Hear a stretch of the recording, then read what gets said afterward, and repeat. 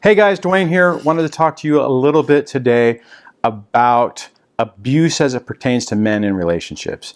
Typically you might think that men can't be abused, right? I mean, society says that the guys are the abusers. They're the ones who are the aggressive ones. They're the ones who are physical, and they're the ones who are dominant and all those things. And I mean, and that's true. I mean, guys are typically wired a little bit that way. They're bigger. I mean, I'm a 6'2" guy. I mean, so I'm a big guy. So that can be intimidating.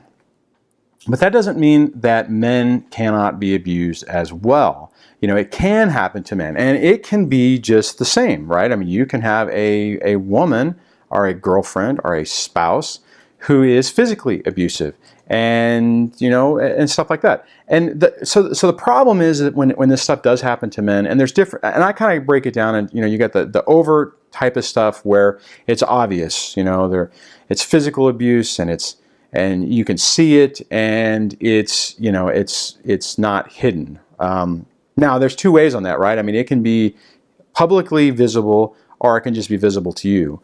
Now, even if it's visible to you, then it gives you a little bit of an advantage, because you can, at some point, hopefully your brain is going to kick in and say, this isn't right, and it needs to stop, and I need to do something about it. Now, there's a whole other side to all this with the emotional aspect of it and your own mental health issues and stuff like that, which makes it not so easy. It's real easy for someone to say, if you're having, this, and this happen, you should leave. Well, it gets a lot more complicated whenever, because everyone has a part to play in it, right? I mean, even if you are being abused, in some ways, your mental makeup has enabled that to happen. Anyways, so on a guy perspective, it's tough, right? So who do you go to? I mean, who do you it's really tough to go to your friends and go, I'm being abused, because they're probably going to look at you like you've lost your mind, because it doesn't make sense. Now, typically though, I would say women don't normally fall into the physical abuse category. It's more the emotional and covert and the manipulative and stuff like that. And in my perspective, I think that's the worst, because it's subtle. You don't really know that it's happening, or even if you suspect it, that it is happening, it's real easy to try to rationalize it. Well, it's not really, there's something else going on, or maybe I made them mad, or whatever, which, it's weird. If you think about it, I mean, that's kind of like the same thing from the stereotypical female perspective. If they're getting physically abused, they could sit around and go, well, I provoked them, I provoked him, or it could be if if it's female, whatever. I mean, if you are the recipient of the physical abuse, you have a tendency to say that. So even if it's overt, even if it's like it's in your face, it's not on your, cheek, people still have a tendency when they're in the middle of it to try to make excuses for it. Now, the only difference is, when that stuff's happening, other people are are in more of a position to point it out and say, that ain't right, right? But if it's subtle, and if it's covert, and if it's manipulative, and people don't necessarily see it, then how is someone going to really get it, right? I mean, if you're coming to work or whatever, and you're having a problem, why would they even think it's that, right? I mean, anyways. So back to my opinion of the emotional part's worse. I mean, it's tough because it's confusing to you. It's hidden and covert. It can make you feel like you're going crazy because it doesn't make sense. Something will happen and something will be said or done, and you're like, what? Wait a minute, what? Why did that just happen? It doesn't make any sense. And you start questioning yourself. You're like, okay, well, this can't be, right? This just can't be happening. This isn't what happens. This isn't normal, and I must be mistaken, And if you find yourself in that situation and you start circling around and you're just confused, you're like, what? I don't get it. I don't understand what's going on. And that's where I think that the emotional part of that is really tough. I mean, and it can manifest itself in so many different ways that are just really hard to wrap your head around. Now, one of the things that I want to throw out there, and this is okay, so up to a couple of years into mine, that's kind of where I was at. It didn't make any sense. What was happening with trying to co-parent and stuff like that, it defied logic. The reasoning made no sense, and I was just like, what is going on? It doesn't make sense. I don't even, this is bizarre. How can someone even come up with certain ideas of doing things certain ways? Okay, so as I've mentioned before, in building your support systems and making sure you're surrounding yourself with appropriate people and resources to help you get through all of this. My kids have been working with a therapist, and I've been working with therapists to help myself and to help me deal with the kids and just to understand everything. And doing a lot of research and a lot of reading and stuff like that, just trying to figure out what was going on. One of the things that happened about 1.5 years ago is the idea of, hey, maybe you're dealing with somebody with a personality disorder. And, I'd had other people mention that before, and it didn't really make sense and it didn't really click. And when this was said to me this last time, I was like, whatever, okay, what are you talking about?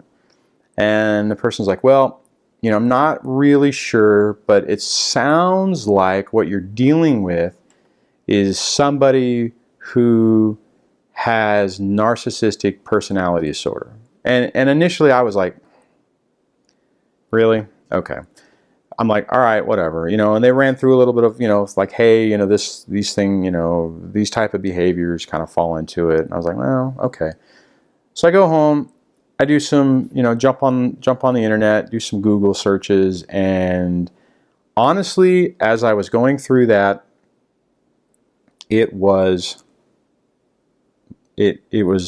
like somebody lifting the shroud over my eyes, and I could see clearly. It was like, oh my God, that fits in with exactly what's going on. And, and the information really wasn't that great. I mean, I remember running across a site that was talking about, if you're trying to divorce somebody like this, it's basically like, hold on to your seats. It's going to be a wild, nasty ride, and it's not going to be a lot of fun. And then that got me to some sites that talked about trying to co-parent with somebody like this. And the crazy part about it is the first thing it said, co-parenting with a narcissist. Right off the bat, you can't do it. And I'm reading and I'm just like, oh my God. And what it started saying would happen, you will not be able to reason with them. You will not be able to shame them into doing the right thing. You will not be able to try to, inform them like, hey, look what this is doing to the kids. Nothing. It isn't going to work. And I mean, that was really kind of an emotional realization. Now, the crazy part about it was it was exactly what I was experiencing. I mean, it made sense. I mean, I had been looking for closure and for a reason and just to try to wrap my head around this, and it was like crystal clear right in front of me. And I was just like, holy cow. And that started me down this journey of doing a ton of research and looking for all kinds of different information to try to understand it, how to better deal with it, how to help your kids with it, how, just the whole 9 yards. Now, the really sad part, there really wasn't a lot of information. Now, maybe you're better at the Google than I am, and if you have found something, that you want to share, please put it in the comments below, because I know I couldn't find much. And everywhere I went, on, you know, the sites I did find and the documentation and the books and all that stuff really pertained more to single relationships where you get in this situation, you realize it, hopefully at a short period of time. I didn't, but that's a different story. And, you know, and you basically, you're kind of done, right? I mean, you extricate yourself from the situation, and then you can do these laundry lists of things to help protect you, to make sure you don't fall back into it, and to make sure you heal and start, you know, helping yourself.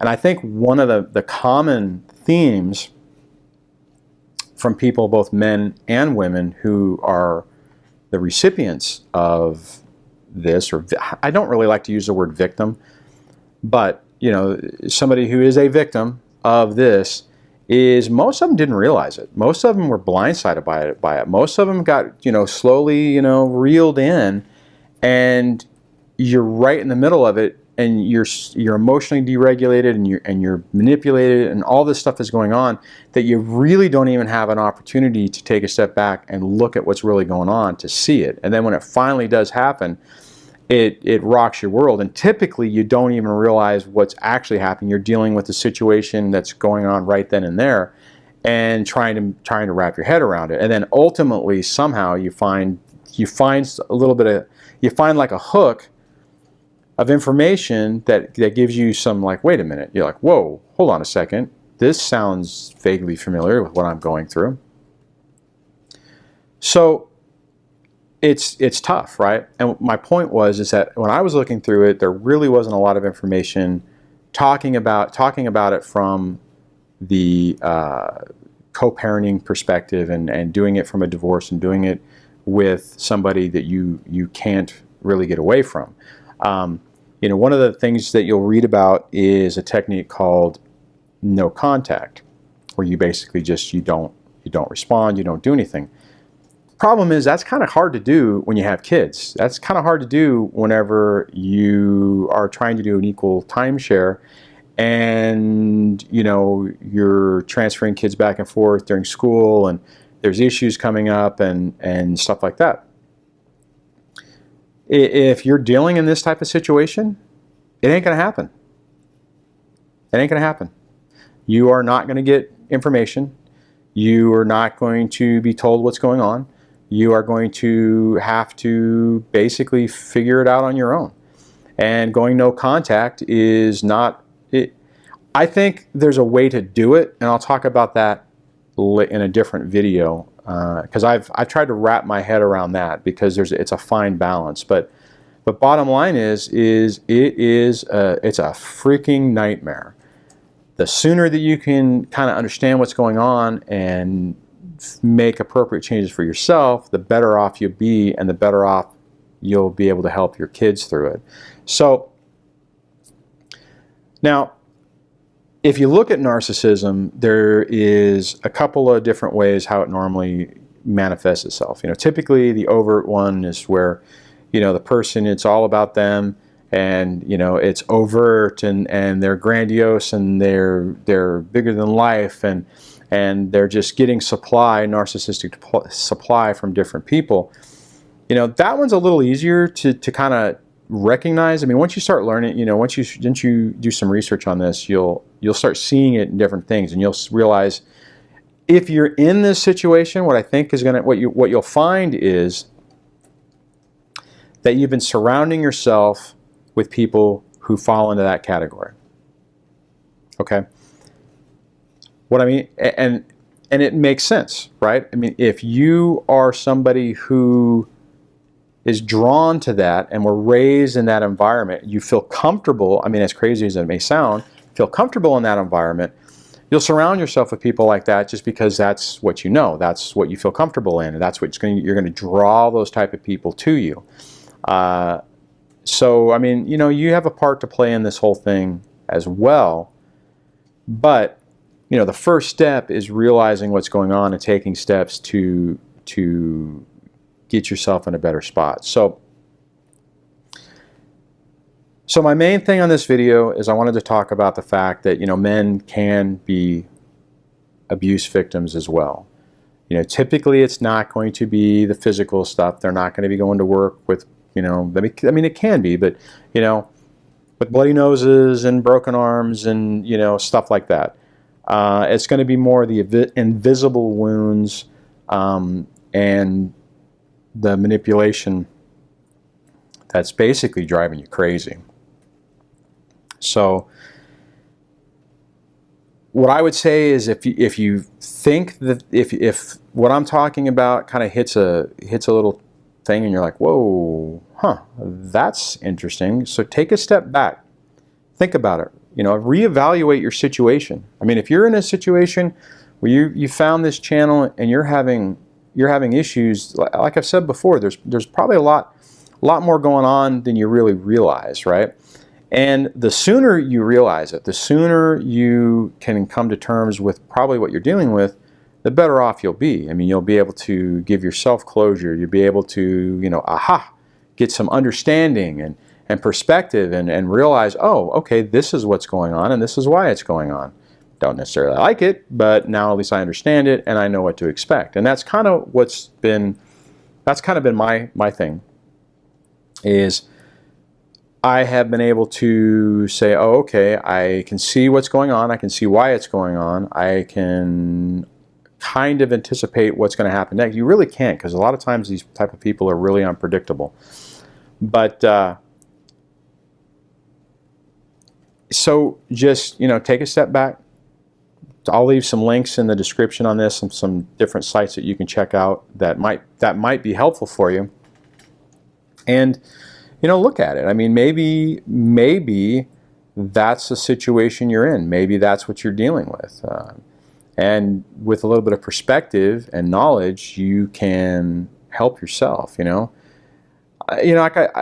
previous videos when I was talking about building your support system and getting yourself to where you can have yourself as a calm and grounded and objective environment, is so that you can calm yourself down. You can understand what's going on. You can deal with it a little bit better, react to it more appropriately, and help yourself. And then by helping yourself, you can also help your kids deal with it. And guys, if you are dealing with this and you do have kids, it's not going to be fun.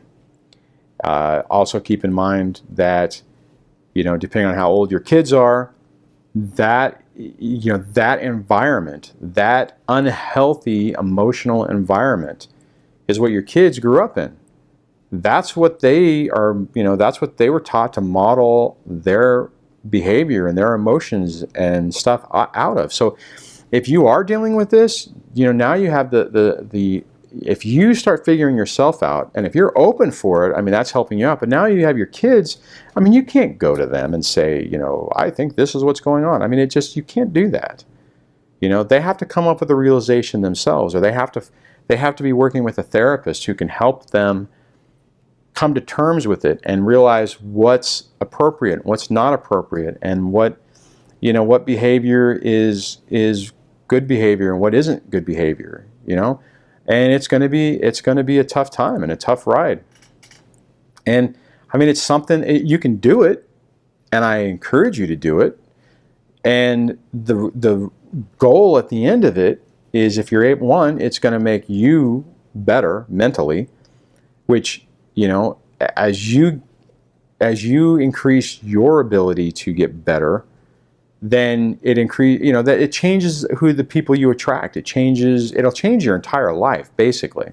And then as you learn more about it, where you can set appropriate boundaries to where what you will deal with and what you won't deal with or accept in your environment. And if you find yourself in another situation where you're in a relationship with somebody who falls back in with that, you can go, whoa, wait a minute, time out. Nope, I've already been down this road. I'm not doing this again, which is a good thing, So just to roll back up, to summarize this whole thing, just because you're a guy doesn't mean you're immune to abuse and emotional abuse and stuff like that. That's, it happens. You may be dealing with that right now. That may be what you're going through. That may be part of what the issue is. The more you learn about it, the more you understand it, the better equipped you are to deal with it, and to make better decisions on how to make your life better and your kids' life better. Okay, so I'm going to wrap this up. If I would love to hear if you have some comments about this, or maybe how this has impacted you, or maybe you've realized that this is what you're dealing with before. Share it in the comments below. I mean, how you're dealing with certain things, how you're dealing with emotional abuse. If you like this video, give it a thumbs up and subscribe to the channel. And just know you're not alone, right? I mean, you may seem like it sometimes. You may feel alone. You may feel like everything's stacked against you. But there's a bunch of people who've gone through it. There's people who are healed from it. There's people who are in the midst of it. There's people in the beginning of it. You're not alone. Just take a step back, take some deep breaths, learn as much as you can, and you'll get your life back, and things will get better, and things will turn out okay. All right, so on that, I'm going to wrap this up. Hopefully this helped you out. Hopefully you're not even going through this. That'd be the best solution. But if you are, hopefully this connected with you, and I'll be making more videos to talk a little bit more in the future about how to deal with the co-parenting side of it, and how to deal with getting closure and stuff like that. So all right, guys. So I'll see you on the next one. Take care. Take a deep breath. You're going to be all right, and we'll talk to you later. See ya.